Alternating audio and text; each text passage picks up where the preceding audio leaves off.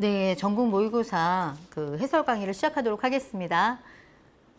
제가 이번에는 출제를 한 게 거의 기출 수준으로 냈고요. 기출을 크게 변형시키진 않았어요. 그리고 아주 심화 과정으로 낸 게 아니기 때문에 선생님들이 그래도 조금은 어려운 부분 뭐 한두 문항 정도 빼고는 수월하게 하시지 않았을까 생각을 했고요. 그런데 이제 역시나 저희가 선생님들이 가장 어렵다고 했었던 부분들이 있었어요. 기출에서 제가 거의 뭐 안 건드리고 거의 똑같이 내다시피 했거든요. 근데 역시나 선생님들이 그 부분을 많이 이렇게 놓치고 가시는 거를 볼 수가 있어서 내길 잘했다. 선생님들이 안 놓치고 가실 수 있겠다라고 생각을 했습니다. 아무튼 그리고 이제 벌써 상반기가 지나서 바로 이제 하반기가 시작된 지 얼마 되진 않았잖아요. 근데도 선생님들 보니까는 답안 작성도 굉장히 잘 해주셨고, 일단은 이제 저희가 뭐 키워드, 뭐 개념, 뭐 누누이 얘기하면서 칼채점 한다고 하잖아요.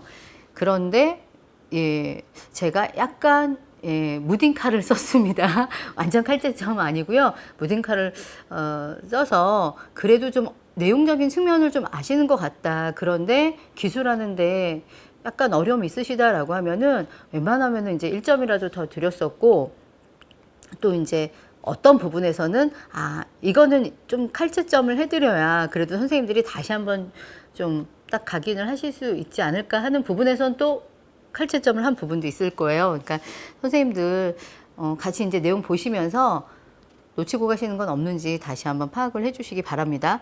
그리고 제가 냈던 분야를 또 보면은요, 뒤쪽보다는 거의 앞쪽에 많이 나왔던 저희가 추가 영역보다는 기존에 계속 나왔던 뭐 가족 상담, 진로 상담, 뭐 상담 이론과 실제 이런 부분에 있어서의 가장 핵심적이고 주로 나왔었던 뭐 기법들, 뭐 효과, 뭐 이런 부분들에 관해서 놓치지 마셔야 될 것들은 다 넣었거든요. 그러니까 선생님들께서 아마 내가 지금 어디쯤 가고 있는지 조금은 점검을 해보실 수 있는 그런 문제들이 아니었나 생각을 합니다. 자, 그러면 우리 A형 1번부터 한번 같이 보도록 하겠습니다. 자, 전문 상담 교사들이 진로 상담에 대해서 나눈 대화 내용이죠. 그래서 이제 김 교사가 박 교사와 선 교사에게 이제 진로 상담에 대해서 뭐 좋은 기법이 뭐가 있는지 물어보는 내용이에요. 자, 한번 같이 볼게요. 자, 김 교사 얘기를 하죠. 진로 상담을 하면서 저는 학생들의 과거의 진로와 관련해서 의사결정을 어떻게 했는지 확인하고 확인하는 것이 중요하다는 걸 느꼈다는 거죠. 그래서 이와 관련해서 사용할 수 있는 좋은 기법은 어떤 게 있을까요? 이제 물어보셨죠. 그랬더니 박 교사가 얘기를 하기를 이 기법을 사용하는데 이것은 학생이 학교를 선택하고 그러니까 스스로 선택한다는 거죠. 그리고 선생님의 친구들과의 관계 또는 이들이 학생에게 미친 영향, 또 재량 시간에 선택한 활동, 그리고 학교에서 배운 지식과 기술 등에 대해서 스스로 선택하고 스스로 기술하도록 이 안에 뭐 내용들 다 포함해서요 하는 거지요 라고 했습니다. 그랬더니 송 교사가 얘기를 하기를, 저는 최근에 슈퍼의 생애진로 발달 이론을 적용해서 대입 관련 진로 상담을 하면서 학생의 진로 정체성에 관심을 갖도록 하기 위해서 이 기법을 사용했대요. 뭐였죠? 네, 진로 자서전 쓰기죠. 진로 자서전 쓰기. 그래서 이거는 거의 다 많이들 맞추셨죠? 자, 2번 문항 보시도록 하겠습니다.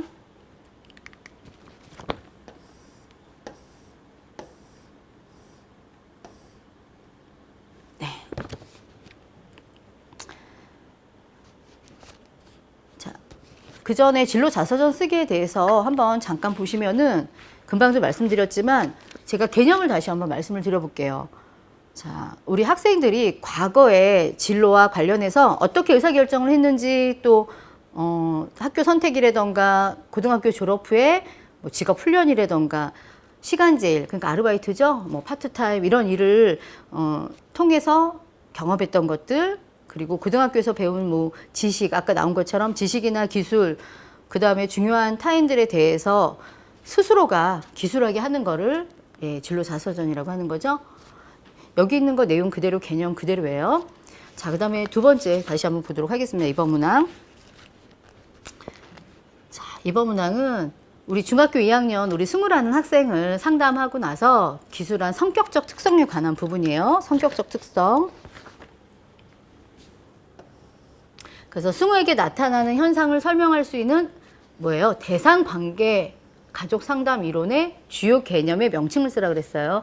항상 선생님들 이거 보실 때 명칭을 쓰라고 할 때 이따가 다른 문제에서도 나오겠지만 어떤 이론에 해당되는 그 개념, 명칭, 뭐 기법 이렇게 나온단 말이에요. 근데 선생님들이 내용을 딱 보시고 이거는 이거야, 이거 비슷한 거야 하면서 다른 걸로 쓰시는 경우가 있으시더라고요. 그러니까 제가 다시 한번 문제를 보실 때 항상 어떤 이론에서 이렇게 나와야 하는지를 꼭 다시 한번 살펴보시라는 말씀을 드리고자 지금 설명을 드립니다. 자, 성격적 특성이에요. 자, 승우는 종종 자기 안에 상대를 향한 비난과 분노, 또 공격하고 싶은 충동이 일어나는데 이러한 부정적인 감정들을 자기 감정으로 수용하지 못하고 그럴 때마다 어떻게 해요? 상대방에게 계속해서 공격적인 언행을 한대요. 그래서 결국 상대방이 화가 나게 만든다는 거죠. 예, 그래서 상대방이 화를 내면 자신은 화가 가라앉으면서 공격적인 언행을 그치게 된대요. 뭐였죠? 예, 결국은 상대방이 화나게 만드는 거, 그래서 자기가 이렇게 멈춰지는 거. 투사적 동일시죠? 예. 투사적 동일시예요. 이것도 선생님들 거의 다 쓰셨어요. 투사적 동일시.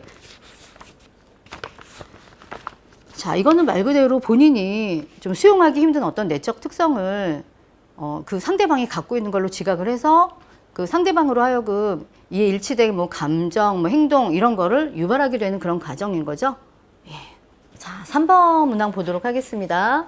자, 이번에는 이제 상담 기술의 명칭을 쓰라는 내용인데 상담 기술, 기법, 그 부분이 나오면은 선생님들이 다 알고 계셔야 되는 것들 있죠. 상담의 효과, 강점, 단점, 뭐 약점, 뭐 한계점, 뭐 이런 것들 다 무조건 정리하셔서 아셔야 되는 부분인 거죠. 자, 한번 같이 볼게요. 자, 저는 상담하면서 시간이 갈수록 자꾸 답답한 마음이 든대요. 그래서 마치 엄마랑 있을 때처럼, 함께 있을 때처럼 답답하다는 거죠. 그랬더니 선생님이 그렇군요. 민지가 답답한 마음이 든다고 하니 내가 민지 엄마처럼 행동했을 수도 있겠다는 생각이 든대요. 그래서 아쉽기도 하지만 솔직하게 말해줘서 고마워요. 예, 이건 뭐겠어요? 예, 즉시성이죠? 예, 즉시성. 아이고, 잠시만요.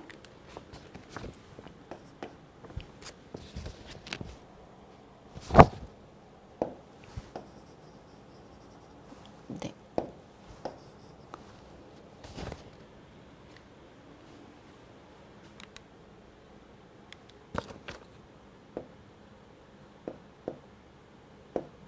네. 자, 즉시성이죠? 즉시성인데, 자, 선생님이 여기서 이렇게 대답을 했어요. 이게 잘하신 거죠. 그래서 바로 이어서 또 한번 볼게요. 이 즉시성에 대해서.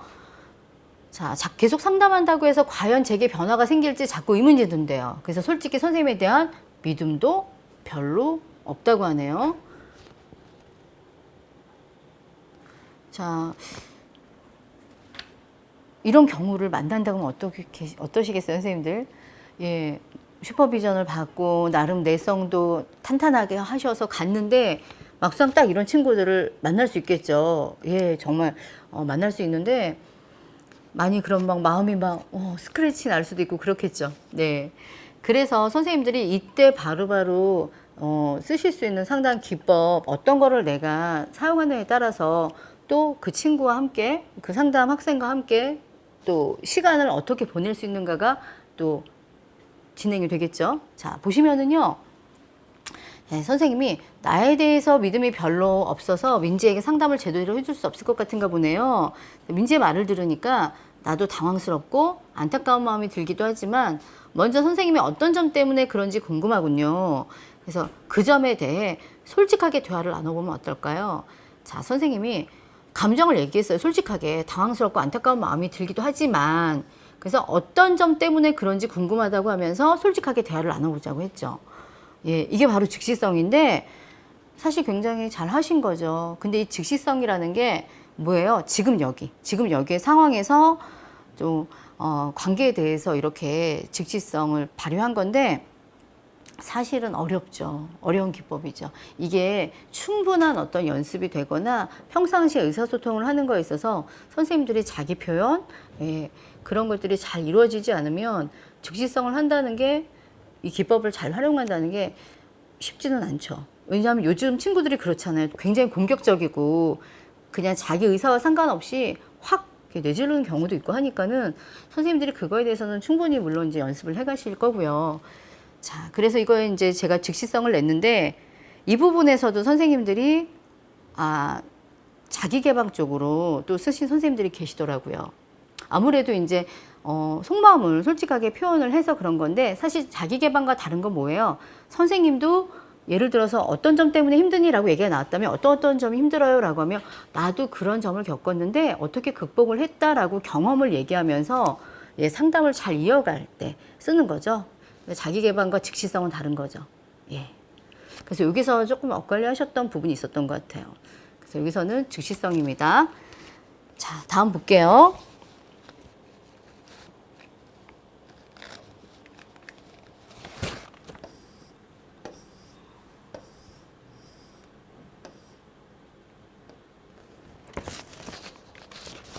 자, 이번에는 청소년 비행에 관한 이론을 정리한 내용이에요.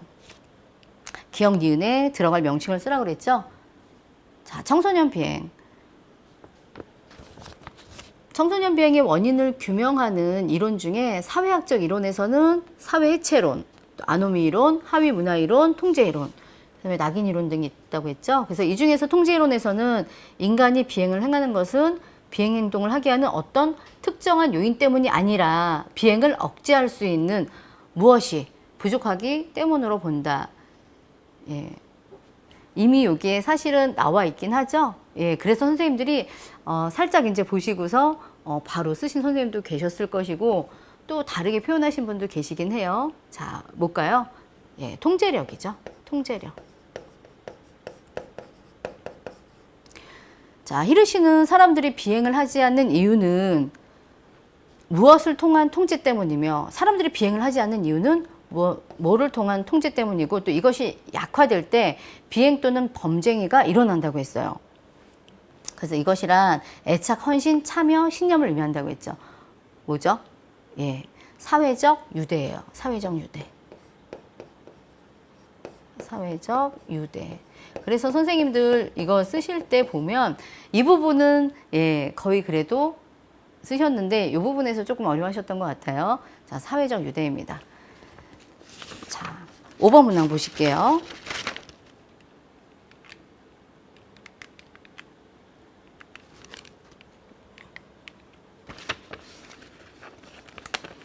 자, 5번부터는 서술형이죠? 우리 선생님들 서술형 이제 보시겠는데 우리 고1 학생들의 집단 상담을 한 내용이에요. 그래서 여기서도 마찬가지로 기법의 명칭 그리고 이 기법을 활용함으로써 얻을 수 있는 효과. 자.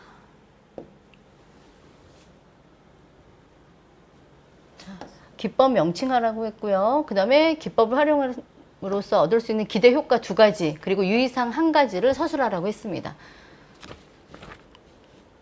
자, 함께 보실게요. 자, 우리 승기라는 남학생이죠. 승기.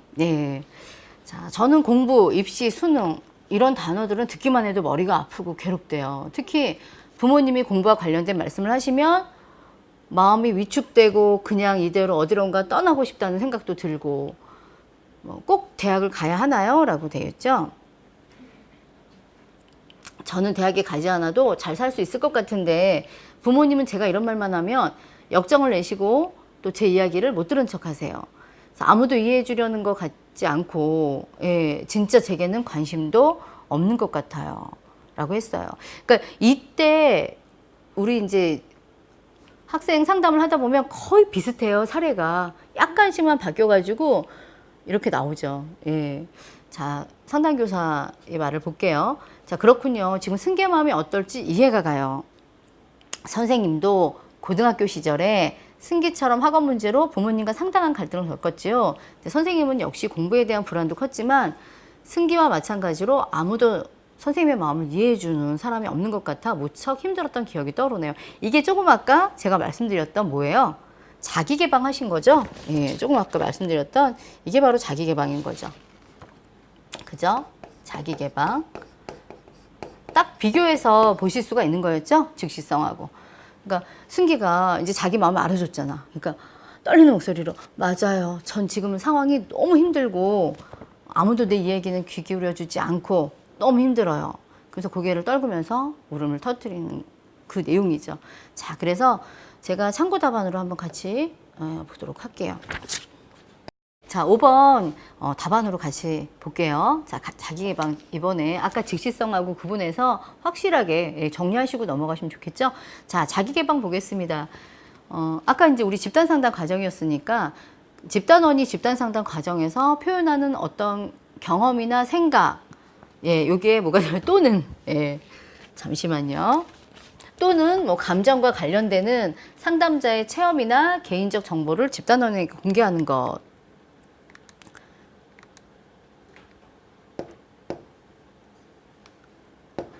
중요한 건 아닌데 여기 부분이 빠져서 또는, 예, 또는이에요. 예. 또는 감정과 관련되는 상담자의 체험이나 개인적 정보를 집단원에게 공개하는 것, 그것을 자기개방이라고 하는 거죠. 그래서 이 자기개방의 기대 효과를 한번 볼게요. 자, 자기개방의 기대 효과는 여기 보시면, 예, 집단원들에게 유사성과 친밀감, 그쵸? 예, 친밀감을 전달해서 자기개방을 촉진시키죠. 가장 큰 거는 어쨌건 간에 자기개방을 촉진시켜준다는 거죠.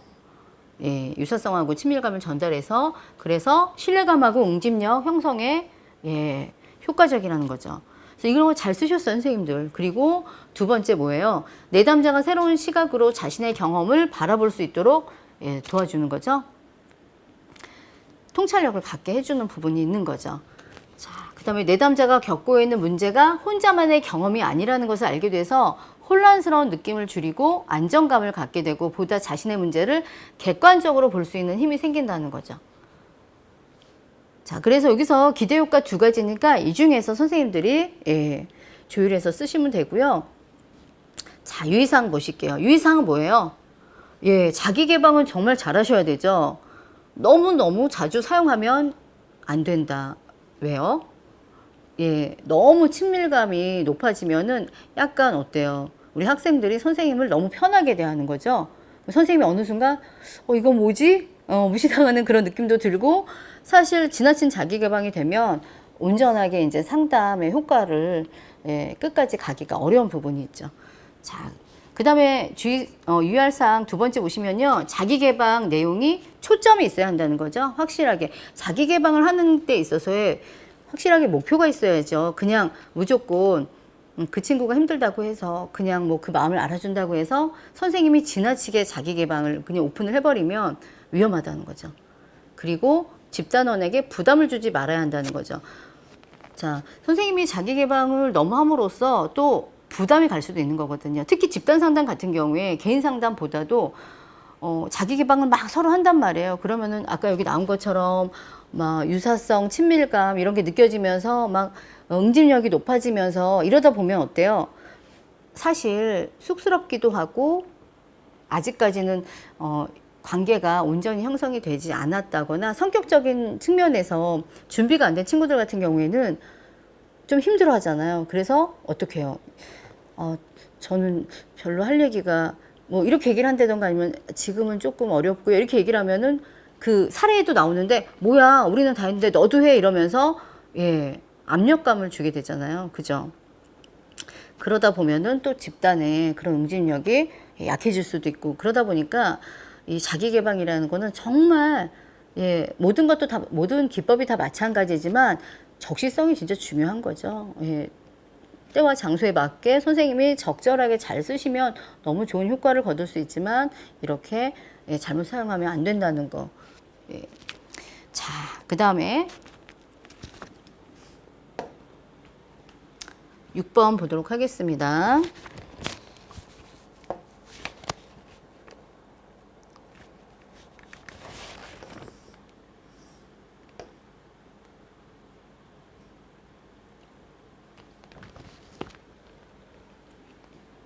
네, 이번에는 이제 윤주를 상담한 축어록의 일부죠. 예, 윤주를 상담한 축어록의 일부인데 기업과 니은에서 역시 마찬가지로 상담 기술의 명칭을 쓰라고 그랬죠. 예, 상담 기술의 명칭 쓰라고 했습니다. 자, 그리고 두 기술의 공통점과 차이점을 한 가지씩 서술하라고 했죠. 자, 보세요. 엄마는 항상 자기 말만 해요. 자기 말이 제일 중요하고 자기가 늘 중심이라고 생각해요. 엄마와 함께 있으면 항상 엄마만 혼자 이야기하신대요. 그리고 예전에는 이제 댓글을 했는데 지금은 아예 무표정하게 엄마를 쳐다보기만 한다는 거죠. 그러니까 선생님이 이렇게 말씀하시죠. 아, 엄마가 자기 말만 심하게 해서 엄마와는 대화를 아예 안 한다는 얘기네요. 라고 얘기를 하시죠. 뭐예요? 예, 제 진술이죠. 예. 제 진술해 준 거죠. 네. 뭐 이따가 하겠지만, 자, 조금 이따가 우리 같이 볼게요. 내용적인 측면을 얘기한 거죠. 자, 윤주가 얘기를 하죠. 네, 엄마가 제발 자기 말만 하지 말고 내 말도 좀 들어줬으면 좋겠어요. 그러면서 왜 늘 그런 식으로 엄마만 중요하다고 생각하고 잘나서 가는지 도저히 이해가 안 돼요. 이게 사례에서도 나왔던 그 내용들인데, 예, 그냥 진짜 요즘 이렇게 사례로 해서 문제 나오는 거 보면 현장에서 정말 많이 일어나는 일들, 있을 수 있는 일들, 그런 것들이 많이 나오죠. 그래서 선생님들이 사례를 많이 보시는 게 되게 중요하다는 말씀을 몇 번씩 드렸죠. 자, 그랬더니 선생님이 얘기하시죠. 아, 윤주는 보니까 윤주의 말에 신경도 안 쓰고 혼자만 이렇게 막 말씀하시는 그런 엄마에게 실망감, 좌절감이 큰 것 같다. 그랬더니 윤주가 네, 엄마 말만 일방적으로 듣다 보니까 다 뭐 잔소리 같고 그래서 화도 나고 답답하고 결국 대화도 통하지 않아서 무척 힘들어요. 자, 니은은 뭐 하신 거예요? 반영하신 거죠. 반영. 뭐예요? 반영은 감정을, 예, 감정을 이야기한 거잖아요. 자, 그래서 이 부분도 같이 정리해서 한번 볼게요. 자, 제가 이게 아직은 익숙하지가 않아가지고, 어머나, 예. 자.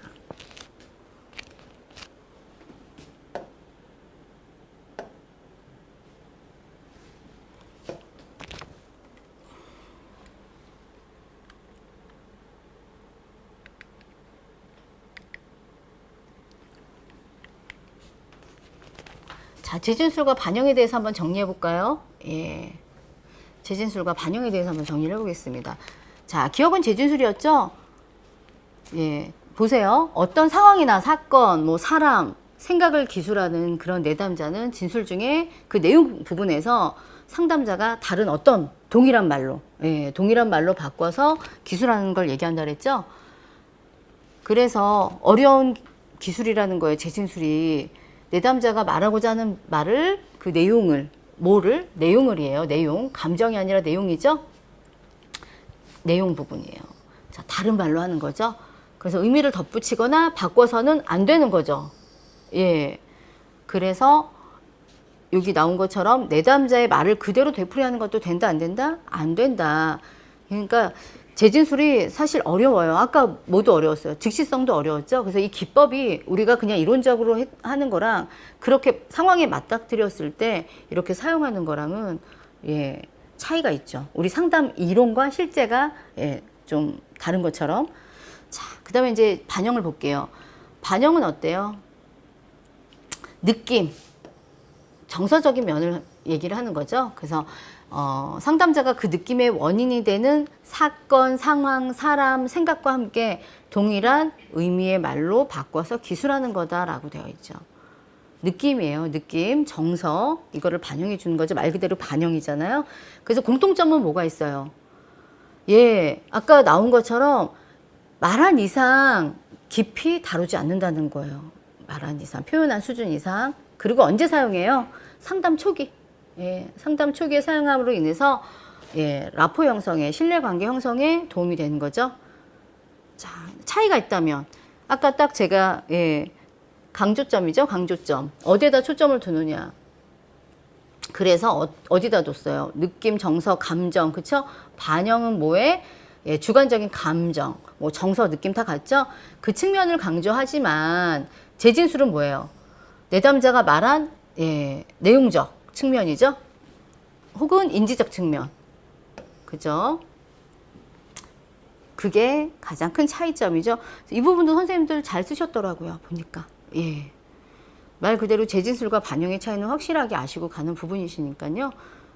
자, 이렇게 정리하시면 되겠습니다. 자, 7번 보실게요.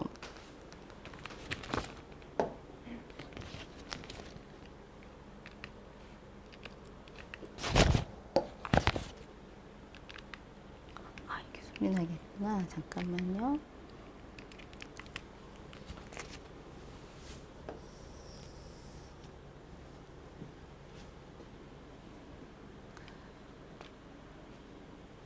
자, 전문상담 교사가 중2 여학생. 제가 이게 항상 풀 때마다 중2가 되게 많이 나왔거든요. 제가 뭐 기출을 풀어도 그렇고, 뭐 저희 영역별 문제 풀 때도 그랬고요.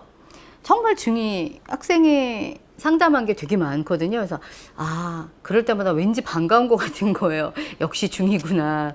우리 막 누구도 못 들어온다는 막 중2 막 이러면서 막 그런 얘기 하잖아요. 그래서 되게 반가워서 저도 이렇게 중2로 냈어요. 중2, 중3 막 이랬는데, 자, 한번 같이 보실게요. 전문상담 교사가 경위를 상담한 내용이죠. 금방 얘기한 것처럼. 그래서 우리 중2 여학생인데, 자, 경위에게 해당되는 비밀보장 예외사항. 예. 자, 비밀보장 예외사항 2가지를 쓰라고 그랬어요. 자, 이게 제가 익숙하지가 않아가지고 잠시만요. 예. 뭐예요? 자, 여기서 핵심. 예, 비밀보장 예외사항 2가지 쓰라고 그랬고요. 각각 예외사항에 따른 전문상담 교사가 취해야 할 적절한 조치를 서술하라고 그랬죠. 자, 보겠습니다. 경위는 학폭 가해 행위에 대한 조치로 상담이 의뢰됐대요. 비자발적인 거죠. 예, 비자발적인 상담 학생인데 처음에 첫 회기에는 잔뜩 기분 나쁜 표정과 함께 질문에는 대답을 잘 하지 않았대요. 그리고 계속 자신을 화나게 만든 친구를 막 비난한 거죠. 진짜 나는 아무 잘못도 없는데 왜 내가 상담을 받아야 하는지, 걔네는 뭐하고 막 엄청 많이 투덜거렸겠죠. 자, 그리고 나서 이제 3회기 상담 때 보면은 경희가 이제 새 엄마로부터 일주일에 한 2번 정도, 2회 정도 심하게 매를 맞고 있다는 얘기를 하면서 등에 있는 상처를 보여줬대요. 예, 등에 있는 상처를 보여줬대요. 그러면서 아무에게도 절대 말하지 말아달라며 꼭 비밀로 해주시라는 당부를 연신하면서 울음을 터뜨렸다는 거죠. 여기서 선생님들이 조금 깊게 생각하면 이상해 라고 생각할 수 있어요. 왜요? 이야기를 했다라고 하면은 그냥 선생님들이 일단은 인지를 하고서 이제 그거에 대해서 알아보는 그런 과정이잖아요. 근데 여기는 등에 있는 상처까지 보여준 거예요. 그래서 이거 그러면 이 내용이 이게 맞는 걸까 하고 고민을 하셨을 수도 있어요. 그러나 이거는 그냥 같이 이제 보시는 거예요. 같이 보시는 걸로 크게 이거를 뭐 별도로 떨어져서 이미 등에 있는 상처를 보여줬기 때문에 이미 확인까지 다 돼서 이렇게 생각하시지 마시고요. 아, 이 부분에 대해서 인지가 됐다는 거, 아동학대에 대해서 인지가 됐다는 거로 보시면 되겠어요. 자, 얼마나 힘들었을까요? 그죠? 우리 경희가. 그래서 6회기 상담을 이제 중략하고요. 마친 후에 경희 담임 선생님이 상담실로 찾아왔어요. 그래서 경희랑 무슨 얘기를 나누셨냐고 궁금하다면서 경희를 지도하기 위해서 꼭 필요한 부분이다. 그래서 그 내용을 좀 알려달라라고 이제 상담교사에게 요청을 한 거죠. 자, 비밀보장 예외사항의 2가지 우리 한번 같이 찾아봅시다.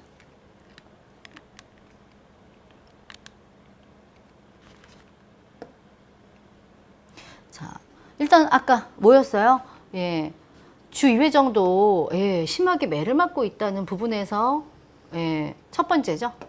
이게 첫 번째 비밀보장 예외사항 첫 번째 나온 부분이고 또 그 다음에 뭐예요?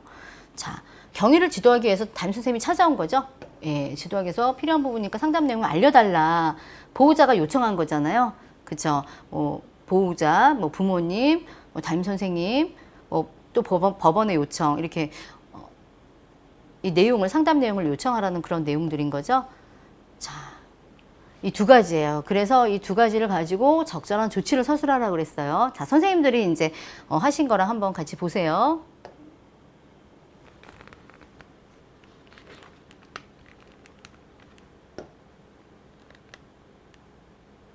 이건 이거. 자, 7번에서 예.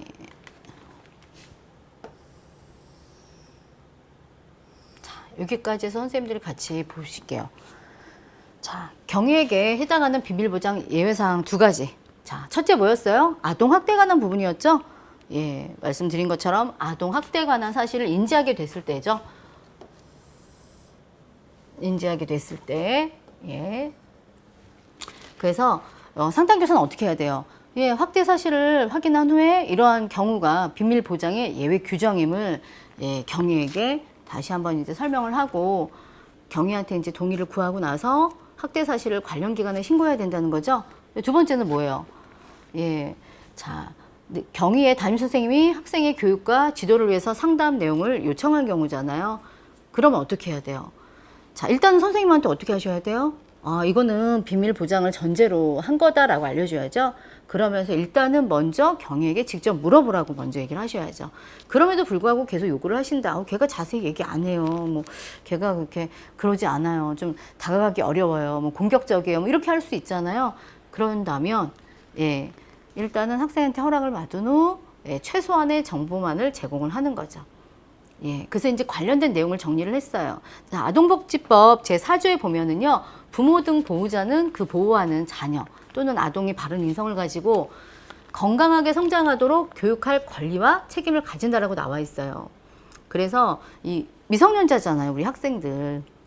미성년자 대상과 학교 상담에서의 보호자의 요청이 있는 경우, 그죠? 미성년자 대상, 예, 보호자의 요청이죠. 또는 학교장이 학생의 교육과 지도를 위해서 상담 내용을 요청하는 경우, 그래서 학부모는 보호자로서 또 학교장은 학교의 최고 책임자로서 학생의 상담 내용에 대해서 알 권리가 있다는 거예요. 예. 그래서 이외에도 비밀 보장이 많죠. 뭐 자해, 자살, 뭐 가출 계획, 뭐 다른 사람에게 아니면은 사회적으로 안전을 위협하는 그런 행위를 한다거나 또 전염병을 갖고 있을 때, 또 법원의 명령이 있을 때. 그래서 여기에 다시 한번 정리를 했습니다. 자, 비밀보장 원칙의 예외 사항이죠. 그래서 이 부분을 선생님들이 내용을 맞춰서 이제 풀어서 쓰시는 거죠. 자, 일단은 다시 한번 보면 뭐예요? 내담자가 우리 뭐 학생이라면 학생이 자신이나 다른 사람을 해치려고 할 때, 그리고 범죄에 연관됐을 때, 중대한 질병에 노출됐을 때, 또 내담자가 미성년자일 때 보호자가 원하는 경우, 또 성학대라든지 아동학대에 노출되어 있을 경우, 예, 그렇죠. 그래서 이 내용을 아셔야 우리 아까 그런 사례가 나왔을 때 연결해서 뭐 근거를 찾으라고 했었을 때 그렇게 갖다 쓰시고 또 그거에 대해서 우리가 어떻게 조치를 취해야 되는지 여기 나온 것처럼 예, 아주 중요한 부분인 거죠. 예, 비밀보장의 원칙 이것도 꼭 아셔야 되는 부분인 거죠. 그래서 선생님들 서술형 쓰실 때는 잘 쓰셨더라고요. 최대한 잘 정리해서 압축해서 쓰셔야죠. 막 이렇게 너무 늘어뜨려서 쓰셔가지고 이렇게 넘어가서 쓰시면 안 되잖아요. 그래서 이 내용을 가지고 잘 압축해서 쓰셔야 되는 거. 자, 그리고 이제 미성년자의 경우는 보면은 뭐 학부모도 들어가지만 미성년자의 보호자는 학부모도 들어가지만 학교에서는 아까 나온 것처럼 뭐 학교장, 뭐 담임 선생님, 그리고 교과 선생님도 들어갑니다.